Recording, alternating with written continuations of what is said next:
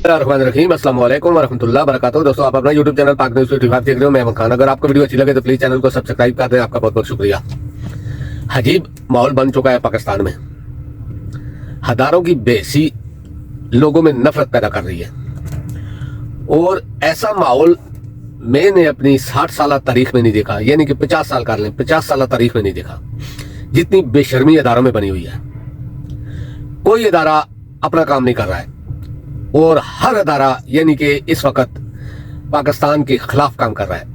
कोई अदारा भी है, अदलिया को देखो, एस्टेब्लिशमेंट को देखो, उसके अलावा इलेक्शन कमीशन को देखो, नैब को देखो, जो अदारा भी है ना, वो इस वक्त यानी कि मैं आज और किसी पे बात नहीं करूंगा, सिर्फ इलेक्शन कमीशन पे और इस इलेक्शन पे बात करूंगा।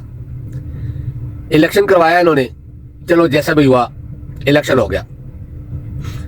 इलेक्शन के बाद का जो माहौल है ना, वो पाकिस्तान के लिए बहुत खतरनाक है। वजह यही है कि नून लीग और शरीफ फैमिली को आगे लाने के लिए पूरे पाकिस्तान को इन्होंने हिला के रखा हुआ है। एक साइड में पाकिस्तानी अवाम और उसके मुंतखब नुमाइंदे और दूसरी साइड में हमारे कुछ जर्नैल, एस्टेब्लिशमेंट और इलेक्शन कमीशन। मैं ये बात नहीं कहना चाहता था, जर्नैलों के नाम में नहीं लेना चाहता था, क्योंकि हम लोग अपनी फौज से बहुत प्यार करते हैं और जर्नैल फौज के ही हैं। लेकिन कुछ काम ऐसे हैं, मैं 2 दिन तक भी लोग नहीं बनाया, चुप रहा, लेकिन बर्दाश्त नहीं हुआ। वजह यह है कि हम अपने मुल्क से भी उतनी मोहब्बत करते हैं जितने हम अपने अदारों से करते हैं, और खास करके अपनी फौज से। लेकिन जो कुछ इस वक्त हो रहा है, कोई एक आदमी भी ये नहीं सोच रहा है कि इसमें पाकिस्तान और पाकिस्तानियों का कितना मुफाद है और पाकिस्तान को आगे बढ़ाने के लिए इसमें क्या कुछ है। यानी कि जो कुछ किया गया, हालांकि सबको नजर आ रहा है, ये किसी को भी आप देखें कि जो बिल्कुल ना समझ लोग हैं ना, वो भी समझ रहे हैं कि नवाज शरीफ का एक बहाना था शहबाज शरीफ को लाना था। नवाज शरीफ को आगे एक लॉलीपॉप रखा पंजाब की हुकूमत मरियम के हवाले की, लेकिन इनको भी पता है कि वो हुकूमत 6 महीने से ज्यादा नहीं चल सकती, क्योंकि जब चोरी का मैंडेट हो और जब भी थोड़ा सा भी प्रेशर आया या अवाम की तरफ से प्रेशर आया, तो अदालतें कितनी देर तक खड़ी होगी इस चीज के आगे। क्योंकि सबको नजर आ रहा है कि पाकिस्तान में इस वक्त जो इलेक्शन हुए हैं उसमें तहरीक इंसाफ 2/3 मेजॉरिटी से जीती हुई है।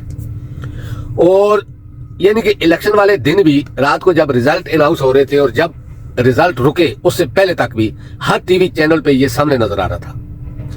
50-50 हजार, 60-60 हजार की लीड, और खास करके पंजाब में भी इस तरह का माहौल था और सिंध, कराची, हैदराबाद में भी यही चीज चल रही थी। लेकिन जब रिजल्ट रुके, नेट बंद हुआ, उसके बाद रिजल्ट यानी कि 50 हजार, 60 हजार की जो लीड थी उसको चेंज कर दिया गया और 2-3 घंटे में ये फर्क डाला गया। अब कोई ऐसा बेवकूफ आदमी होगा या जो बिल्कुल ना समझ होगा, वो इस चीज पर यकीन करेगा कि इतना जल्दी 30-30, 40-40 हजार वोट पड़ गए। पूरे दिन में जब 1 लाख, 1.5 लाख, 2 लाख वोट पड़ते हैं तो 2-3 घंटों में 40-50 हजार वोट कैसे पड़ गए, वो भी एक पार्टी को, और दूसरे के जो ज्यादा वोट थे वो कम हो रहे थे और जिसके कम थे वो ज्यादा हो गए। ये चीजें। और दूसरे नंबर पे, चलो वो तो रिजल्ट चेंज हुआ जो भी हुआ, लेकिन दूसरे नंबर पे जिस हल्के से भी कामयाब उम्मीदवार थे उनको फॉर्म 45 दे दिया गया था और हर पोलिंग स्टेशन का रिजल्ट उस पर दर्ज था। हर पोलिंग स्टेशन से फॉर्म 45 उस उम्मीदवार को दे दिया गया, यानी कि जितने उम्मीदवार भी लड़ रहे थे। लेकिन जब नतीजे आने शुरू हुए तो 45 को किसी ने पूछा ही नहीं। 47 पे नून लीग को, MQM को, पीपल पार्टी की कुछ सीटें, लेकिन MQM और नून लीग को वादा अक्सरियत से जिता दिया गया, और दूसरी साइड में तहरीक अदम इस्तेकाम पार्टी और काफ लीग को भी जिता दिया गया। कोई तुक नहीं बनती थी। जिन जिन लोगों को जिताया उन लोगों की 10,000 वोट भी हो जाए तो बड़ी बात है। इसमें सबसे पहले तो ओन चौधरी वाला ही आप देख लें। लेकिन इलेक्शन कमीशन और हमारी अदलिया ऐसे खामोश हैं। चलो मिलिट्री एस्टेब्लिशमेंट का मैं अभी कुछ नहीं कहता, लेकिन हमारी अदलिया और इलेक्शन कमीशन ऐसे खामोश हैं कि जैसे उनके मुंह में कुछ दे दिया गया है और जो फैसला भी कर रहे हैं वो अवाम की उमंगों के खिलाफ कर रहे हैं। फिर ऊपर से धमकियां भी दी जा रही हैं कि इलेक्शन कमीशन के खिलाफ या अदलिया के खिलाफ जो मुहिम चलाई जा रही है उसमें गिरफ्तार किया जाएगा। क्या जिन लोगों ने वोट डाली है उनका सिर्फ इतना ही हक था कि पेपर अंदर डाल दिया, बस खत्म? वोट के ऊपर उसका कोई हक नहीं था? क्या वो अपने नुमाइंदे को सिलेक्ट करने के बाद जब उसने वोट डाली है तो वो वोट के लिए आवाज भी नहीं उठा सकता? इस तरह तो किसी जगह नहीं होता। या तो फिर सीधा सीधा मार्शल लॉ लगाओ। जब इस तरह की इंसान की आवाज बंद कर रहे हो, तुम अपने लोगों की आवाज बंद कर रहे हो, ट्विटर कितने दिन बंद है, इससे क्या इमेज आ रहा है? वजह साफ जाहिर है कि नून लीग को जिताने के लिए, और खास करके आप देखें कि अभी उसकी तकरीबन सारी सीटें मिला के 108 सीटें बनाई गई हैं।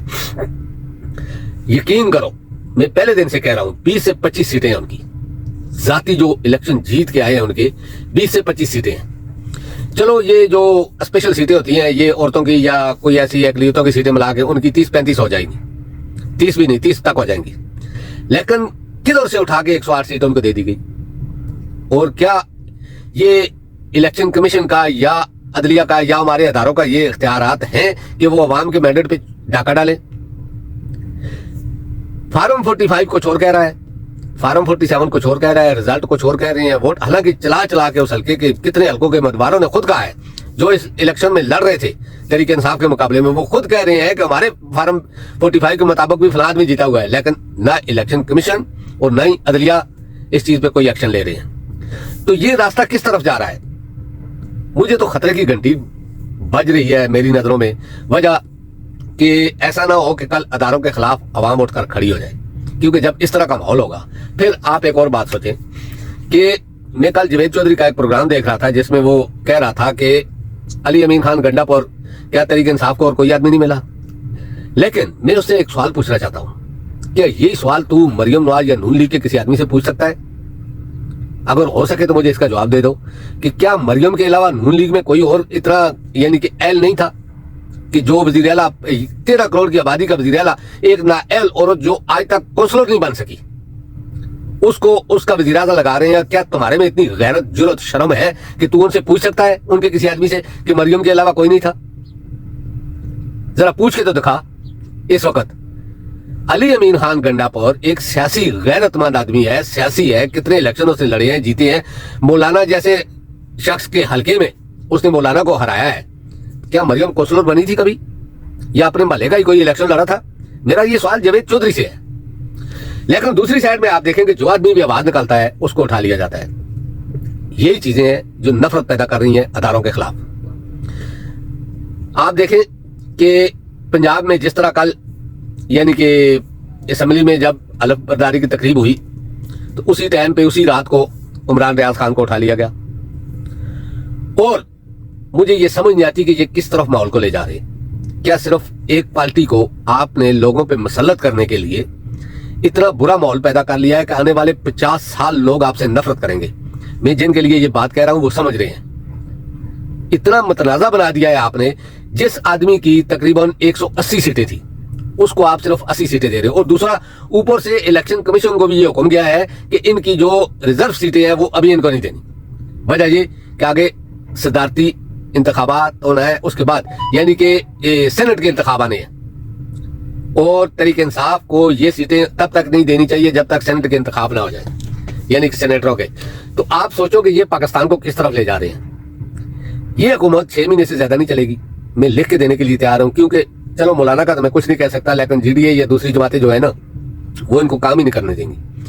फिर अभी इमरान खान ने सिर्फ एक बयान दिया, उस बयान के ऊपर ये अपनी सियासत चमका रहे हैं। लेकिन मैं भी कहता हूं कि IMF को पैसे नहीं देने चाहिए पाकिस्तान को। क्यों? वजह, पिछले जो पैसे दिए थे उनका कोई मुंह से नजर आ रहा है आपको? क्या वो कोई अवाम की फलाह बहबूद में लगा है? नहीं, सारा पैसा ये खा जाते हैं, चोरी कर लेते हैं। अवाम के ऊपर कोई पैसा लगता नहीं, इनकी अयाशियां मिटती नहीं। कब्रिस्तानों तक इन्होंने कलीन डाले हुए हैं, कब्रिस्तानों में भी जाके ये कलीन पे ही चल के जाते हैं। एक वजीर आला बनाया, निगरान वजीर आला। अब आप सोचो कब्रिस्तान में कलीन डालकर वो चल रहा है, लेकिन वो चमचागिरी तो करेगा ना, क्योंकि जिस तरह नजम सेठी को फल मिला था पंचर लगाने का, इस तरह इसको भी मिल गया है। पहले ही इसको यानी कि क्रिकेट बोर्ड का चेयरमैन बना दिया गया है, इसी तरह नजम सेठी को मिला था। लेकिन इस तरह क्या अदारे चल सकते हैं? क्या इस तरह इतना बड़ा मुल्क चल सकता है? 25 करोड़ की आबादी वाला मुल्क इस तरह चल सकता है? क्या आप में किसी आदमी के पास इतना दिमाग भी नहीं है कि वो मुल्क का ही सोच ले, अवाम का ही सोच ले कि अवाम क्या सोच रही है? 25 सीटों वाले को आप 108 सीटें दे रहे हो, तो फिर आगे इलेक्शन में क्या होगा ये आप सोच लो। यानी कि आगे आने वाली हुकूमत में क्या वो लोग चुप बैठेंगे जिनको सामने नजर आए, जिनके पास जीत के प्रूफ पकड़े हुए हैं? क्या आज तक नून लीग के किसी आदमी ने फार्म 45 दिखाया है कि मेरे पास है, ये मेरे ऊपर इल्जाम लगाओ ये है? इलेक्शन कमीशन ने कोई वेबसाइट में अपलोड किया है? यही चीजें हैं जो नफरत पैदा कर रही हैं अदारों के खिलाफ अवाम में। मैं खुद भी इस चीज को सोच सोच के पागल हो जाता हूं कि क्या बना दिया है इन लोगों ने पाकिस्तान को, सिर्फ अपनी आना की खातर। पाकिस्तान के लिए सोचे प्लीज, अना आपकी इधर ही रह जाएगी, लेकिन ये पाकिस्तान होगा और सारी जिंदगी लोग आप पे थूकते रहेंगे, पीछे आप बैक में चले जाएं तो आपको पता चल जाएगा। दोस्तों अब तक के लिए इतना ही, इंशाल्लाह नेक्स्ट व्लॉग में आपसे मुलाकात होगी। अल्लाह पाक आप सबको अपनी ज़बान में रखे। अल्लाह हाफिज़, अस्सलाम वालेकुम व रहमतुल्लाहि व बरकातहू।